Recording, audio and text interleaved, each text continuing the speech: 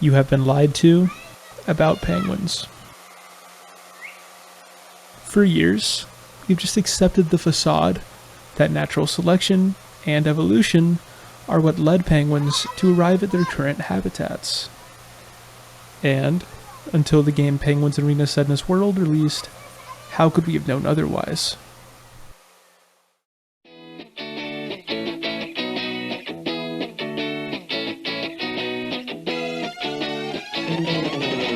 Penguins Arena Sadness World is an extremely popular FPS fighting game, aka an arena shooter, that even though it was released back in 2008, still has an ever-growing player count.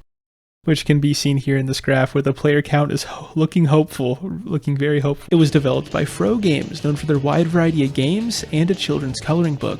And while it might not look like much based off of this extremely aged trailer, it's surprisingly deep mechanics-wise, with its items and player interactions allowing for constant variety in rounds while never feeling cheated due to luck-based factors, and with a surprisingly dark story revolving around goddesses, hidden tribes, and penguins and lore. Bro, why'd you spoil that? We were supposed to drip feed that there was a story throughout the video for attention. Dude, I forgot about that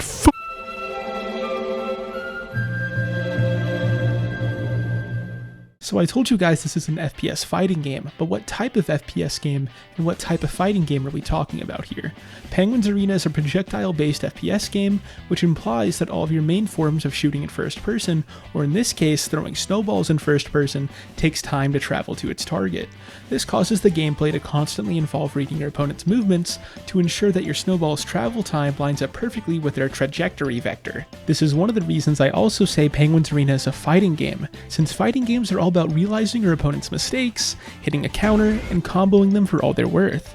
But of course, Penguins Arena wouldn't be a normal fighting game. It's closer to Smash Bros because instead of combos rewarding you with damage, they reward you with the satisfaction of juggling your opponent off stage and watching them get devoured by sharks. And yeah, well, I think I described it pretty well. Clearly it's not an FPS game because if you press tab you can go into third person, and obviously it's not a fighting game since Smash Bros is actually just a party game. And Smash has items, there's no way this game would have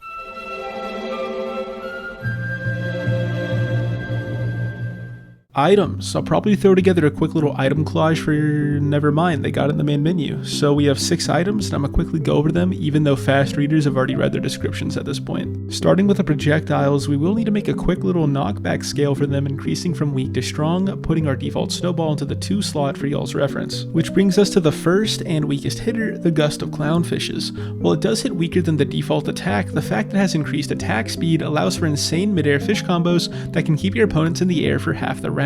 Next is the Big Bomb, which is an explode on impact sea mine, and of course, since this game has no health and is all knockback, you can use this bomb to do a BBJ, allowing you to get to certain out of reach items or just to purely reposition. And lastly, we have the Dynamite Fish. After the fish is thrown and the timer reaches 0, it explodes, knocking even the Big Bomb's attack power out of the water.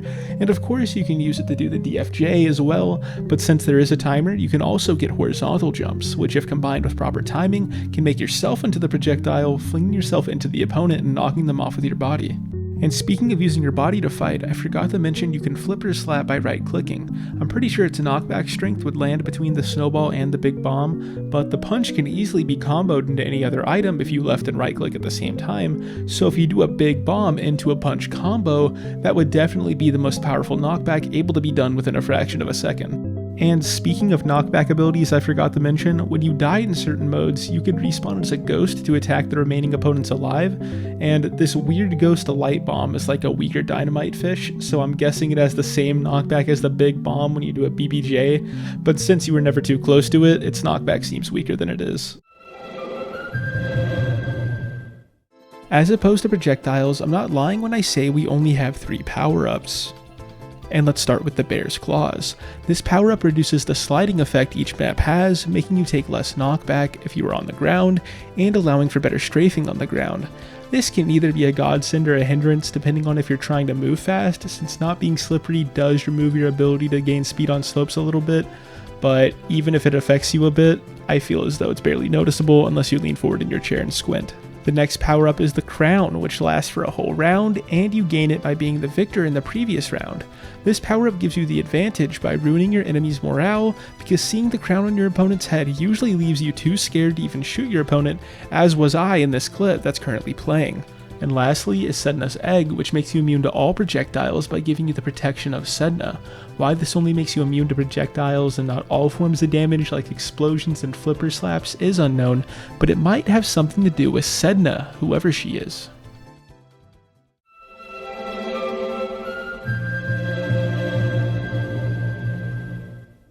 You can also customize your penguin in this game. You can customize your head and waist with a bunch of unique accessories, but unfortunately you can't customize your torso because penguins are already wearing tuxedos, and obviously we don't want to overlap clothes.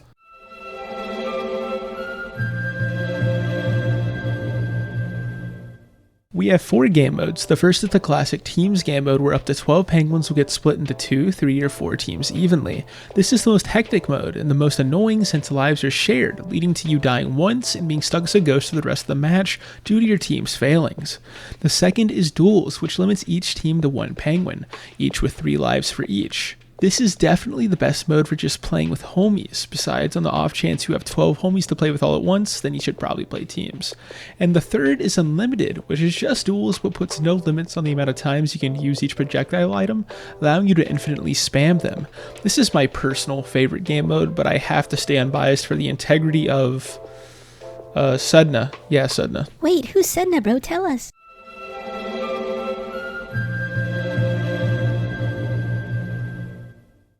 So here's the map. We're actually located in like Victoria Land at the bottom south side of Antarctica, and it's a really important place in Antarctica history.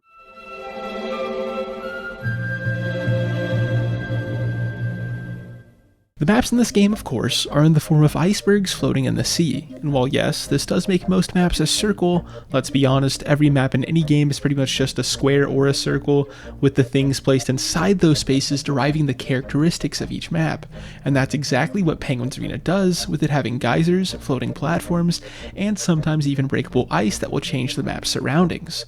I feel as though looking at them through the lens of a video might not make them out to be much, but with how slippery movement in this game feels, the maps usually take advantage of that perfectly, with larger maps allowing you to gain insane waddling speeds even without using any of the item movement tech, along with smaller maps doing the same, but with their extremely sloped surfaces. So you kinda gotta play the game to experience how good the maps are. But there are many things in these maps that would probably pique interest through the lens of a video, that being the many landmarks we see across each map. Many of these icebergs we end up fighting on are located near tropical islands, oil rigs, sunken statues, Ionic? No, oh yeah, they're Sednian pillars, and statues of Sedna herself. But this, and maybe even the map names, might be kind of interesting, but why would these be interesting through the lens of a video, unless they somewhat imply darker undertones to this game's lighthearted setting, and of course, say it with me now, Who is Sedna?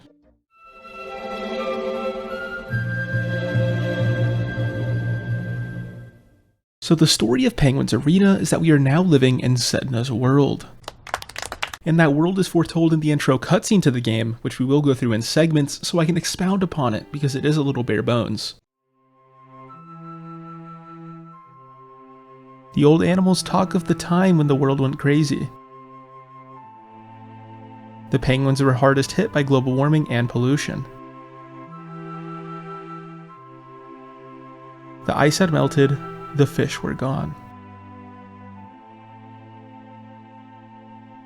So page 1 of the intro instantly tells us that the game we are playing happened in the past. This whole game is a story being told by animals to the future generations about the time the world went crazy, meaning we can assume none of the penguin tribes went extinct that we see fight in game and survived the story we are about to hear, but there definitely were still casualties since the story is important enough that is being passed down. And that does spoil the ending, but the ending doesn't spoil the drama that is to come. Page 1 also talks about global warming melting the ice and pollution causing fish to flee, which clearly is the catalyst of the many causes for war we see in game. Then at the darkest hour, the ancient penguin goddess Sedna appeared before the starving masses. Gathering the survivors around her, she uttered these fateful words. "My penguin children, hear me well. Starvation and chaos are upon you. There is room for but one tribe. The others must perish, lest ye all perish. That is the price for survival." This one doesn't need too much dissection. Sedna the penguin goddess appears right when everything is going wrong for the tribes and gives the most logical solution, mass genocide. This obviously isn't the most logical solution, but let's finish this out with the last page before I discuss it. The penguins stood in stunned silence. Only one tribe could remain, but which one? How would they decide? As darkness descended, the answer became apparent. Yeah, that's unedited too, it just cuts to the title. So as we saw and have been seeing throughout this video, the penguins blindly followed Sedna's word and created multiple penguin arenas, the many melted icebergs that are our maps, where only one tribe was left standing on each. But this story seems a little off, and I'm not a detective or anything, but based off the many things we saw on the maps, I might have to become one for a little bit.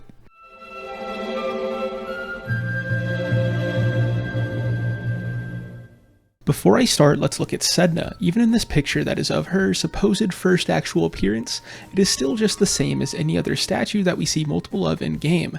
And for those who know the ending of Wizard of Oz, you might see where I'm going with this. So we have multiple statues of Sedna that display her with her signature crown and flipper rings, but you might have seen in the background of some of the footage, there are also crownless and ringless figures that seem to be in the form of Sedna, but I'm gonna say these statues are not Sedna, which implies there's more than just Sedna who has 6 flippers, which is the basis of this extrapolated story. But if you don't want to hear the truth, I will give an extremely dumbed down summary at the end of this chapter, which will tell you pretty much everything you need to know anyway. Years before the story the game is telling takes place, it's not just penguins who are struggling. The whole world in this game is on the brink of extreme nuclear war. The climate change is so bad that not just penguins are affected, but entire states and countries are flooded, which we know by the fact that in the game's present, the Statue of Liberty is sunken into the water. The stress of all countries losing landmass fastly leads to many nuclear and science facilities being created new and around Antarctica due to its extremely high elevation compared to other countries. The penguin tribe that was closest to these radioactive facilities once they were created came into too much contact with radioactive material they would release. This coincidentally occurred right near nesting season for this tribe, leading to the new creche of penguins all being born from glowing eggs with 6 flippers instead of 2. This of course startled this penguin tribe, and they, believing the ground they stand on to be cursed, abandoned their newborn creche and headed away from the pollutants. These 6-flippered penguins obviously struggled at first, relying on the day or 2 of minimal teaching they were given by their parents before they were all abandoned, but somehow they survived, and due to their mutations, thrived, creating a prosperous society of 6 flippers immune to the pollution of the surrounding nuclear facilities. Quickly, this allowed their society to grow, and before we knew it, its new monarchical tribe has kings, queens, stone carving technology, and more importantly, its own rules and regulations. The main rule was to hide themselves away from any of the normal 2-flippered tribes, but the other rule was to always help out the 2-flippered tribes by bringing them fish from radioactive waters that were too dangerous for anyone but the 6-flippers. So now let's flash forward years into the future with our new 6-flipper society booming and following these rules. Unfortunately, due to the conflicting nature of their 2 rules, many 6-flippers over these years have been spotted by their 2-flipper counterparts, causing 2-flipper tribes to start the creation of a religion based around the 6-flippers, creating snow statues in their likeness. The 6-flipper king and queen at the time saw this as harmless, but they wouldn't have if they knew what their daughter Sedna had in store. Sedna hated the 2-flipper tribes and thought they were nothing but an inferior race to the 6-flippers. For one, the 6-flippers were one unified tribe compared to the 4-way split of the 2-flippers tribes, and 2, the 2-flipper tribe lacked the 4 extra flippers and radiation immunity of all 6-flippers. So Sedna, viewing herself as superior, shows herself to a certain few 2-flippers, proclaiming herself as a goddess, teaching the 2-flippers the way of stone carving and telling them to spread the word of Sedna. This not only allows carvings of 6-flippers to start being widely produced and shared among the 2-flippers, it also leads to Sedna being proclaimed as the guardian deity, with her statues being the biggest and with her signature crown and flipper rings adorning them. With this, Sedna was finally content. She had her perfect little worshipper echo chamber, reinforcing her god complex and superiority over the 2-flippers. But of course, after Sedna's parents, the king and queen of 6-flipper society, found out Sedna was breaking rule 1, they put Sedna under permanent surveillance and cut her off completely from her newly found worshippers. Which was the end of the story, until many years later when the world's nuclear tensions snapped, and quickly the whole world was plunged into nuclear winter after nuclear bombings erupted across the globe. This completely irradiated the waters around Antarctica, causing 2-flippers to be unable to fish for themselves, now only relying on that mysterious pile of fish that always appears around their homes daily, that unfortunately they believe comes from Sedna. So here we are with an extremely angry Sedna. She is tired of constantly being surveilled and being overworked due to her and the 6-flippers, now carrying the burden of not only upholding the 6-flippers fish supply, but also the supply of fish for all 4 of the 2-flipper tribes.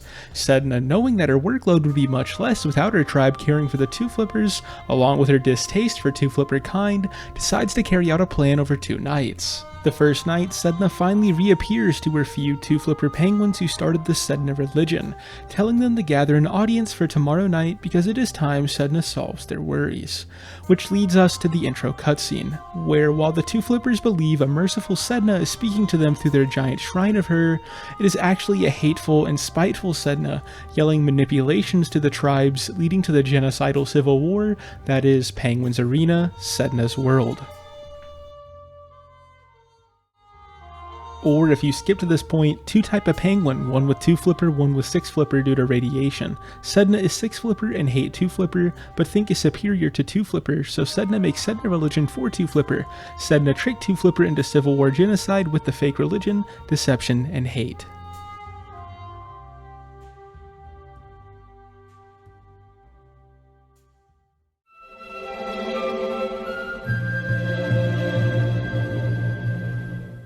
So I know it might be hard to move on from that extremely moving story that doesn't have any plot holes and surely was 100% based off of probable evidence in-game that didn't stretch the imagination at all. But did you know Frogames has a website with a printable version of the in-game crown? I don't think you did. So yeah, Frogames' website is still up and running with the Penguins Arena page from 2008 mostly intact. The only issue is the link it gives to PAIM, the Penguins Arena map editor, doesn't work since the Penguins Arena forums are defunct. Which is why I said I would explain custom maps later, because unless PAIM is uploaded somewhere I didn't find, the only custom maps that are available at the current moment are the 4 that Frogames included from the community by Adam, Hugo, and Mathieu, with the last one not including their name in the file. One more thing from the Frogames website, apparently there was a Penguins Arena sequel on the iPhone and iPod Touch called Penguins Invasion. This game is based around the penguins invading human civilizations, with the point of the game being to defuse dynamite fish they throw at you with your finger by tapping on them.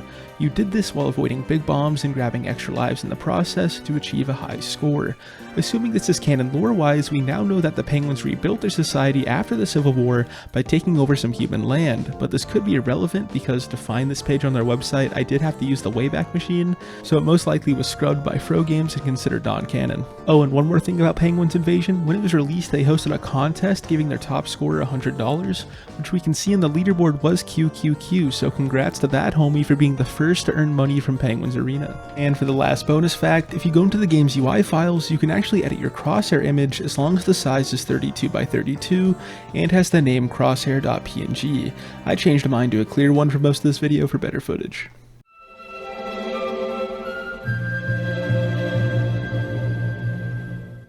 Penguins Arena was a game I found and bought solely because I saw people using the emotes Frogames made for the game on Steam.